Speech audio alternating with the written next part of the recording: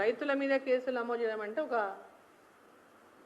ఈ ప్రభుత్వం రైతుల ప్రభుత్వం అని చెప్తుంది కదా, వాళ్ళని ఎమ్మడే పిలిపించి ఎందుకు వాళ్ళు అక్కడ అభ్యంతరం వ్యక్తం చేస్తున్నారో ఫస్ట్ తెలుసుకోవాల్సిన బాధ్యత రాష్ట్ర ప్రభుత్వం మీద ఉంది. కేసు పెట్టడం కాదు. కేసులు ఎవరు పెట్టించును కేసులు? అక్కడ ఆ కంపెనీకి ఎవరైతే మద్దతు పలుకుతుంటారో వాళ్ళు పెట్టించుంటారు. ఎవరైతే పర్సెంటేజ్లు తీసుకున్నారో ఇంకా మనం డైరెక్ట్గా పేర్లు చెప్పాల్సి వస్తే బాగుండదు. ఇండైరెక్ట్గా ఈ ప్రభుత్వమే పర్సెంటేజ్ల ప్రభుత్వం. ఆ కంపెనీల ద్వారా అక్కడ ఎవరన్నా రూలింగ్ పార్టీ వాళ్ళు పర్సెంటేజ్ తీసుకొని రైతులైనా ఒత్తిడి తీసుకొస్తుండవచ్చు.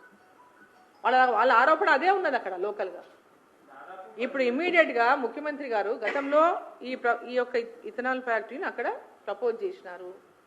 ఓకే, పబ్లిక్ హియరింగ్ జరిగిందా జరగలేదా? రైతులందరూ ఆ రోజు ఒప్పుకున్నారా ఒప్పుకోలేదా? ఒప్పుకునింటే ఈరోజు ఎందుకు వ్యతిరేకిస్తున్నారు? ఒప్పుకోకుంటే ఫ్యాక్టరీ ఎట్లా చేసినారు? దీని మీద విచారణ చేయాల్సిన బాధ్యత రాష్ట్ర ప్రభుత్వానికి.